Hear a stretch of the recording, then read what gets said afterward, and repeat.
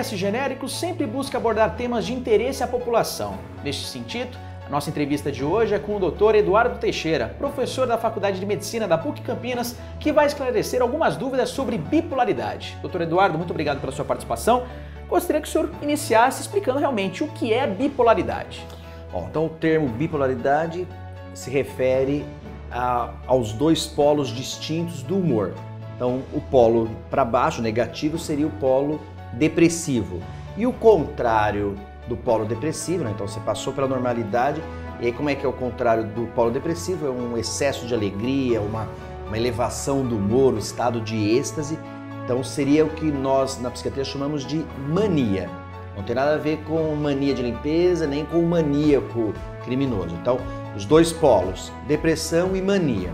O transtorno bipolar é uma doença, é um quadro disfuncional, grave inclusive, e que a pessoa tem que ter um quadro depressivo, portanto tem que ter um tempo de sintomas depressivos, para a gente poder falar, teve uma fase depressiva. E mesmo o quadro maníaco tem que ter um mínimo de tempo, são dias ou poucos dias assim se houve internação. São pacientes que ficam extremamente acelerados, o pensamento fica muito rápido, a fala fica rápida, quer fazer compra, acha que tem poder, às vezes pode ter delírio de grandeza, acha que é milionário e sai gastando. Então o sono fica diminuído, a pessoa não se alimenta mais. É um caso assim que às vezes, muitas das vezes, resulta em internação. Interessante, né, doutor? Porque muita gente realmente deve chegar, eu acredito, achando que é bipolar ou classificando os outros como bipolar, mas não é a questão, né? Como a gente consegue diferenciar na hora que o paciente chega com os sintomas? A gente tem uma dificuldade mesmo em fazer o diagnóstico. Quando o paciente está nesse quadro maníaco extremo, por exemplo, o paciente às vezes fala assim, eu sou amigo do Silvio Santos, estou indo para São Paulo agora encontrar com ele, tem uma reunião lá na televisão, e aí a família fala, doutor, ele trabalha ali na esquina, no bar, Então, a gente não tem dúvida desse quadro.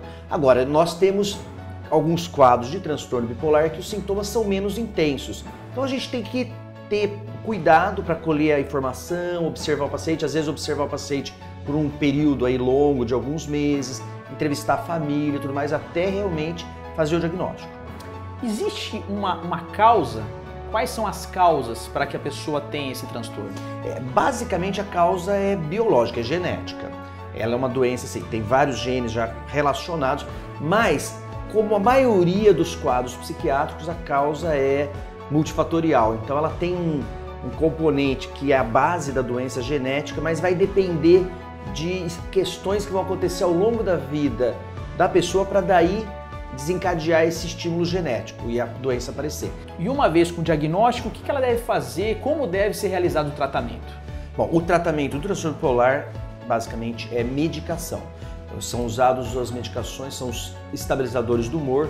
Então o paciente sob o tratamento, o médico consegue administrar, não precisa internar mais e tudo mais. Bom, eu acho muito interessante, falando do assunto, a gente poder dar uma dica, uma recomendação. Qual que é a dica que o doutor dá? Bom, a dica, eu acho que assim, se percebeu que está nessa situação ou que tem algum familiar e tudo mais, que tem essa oscilação, que é importante, se tem dúvida, será que a oscilação é normal ou é um transtorno bipolar? Procure um especialista, de preferência um psiquiatra, que ele já tem experiência e tem formação para isso, e às vezes é realmente um transtorno mental. E a pessoa nas crises acaba fazendo coisas assim bastante complexas, afeta bastante a vida, atrapalha muito a vida. Doutor Eduardo, muito obrigado por todas as suas informações e esclarecimentos. E você que quer saber mais sobre bipolaridade, siga o canal MS Genéricos. Até a próxima!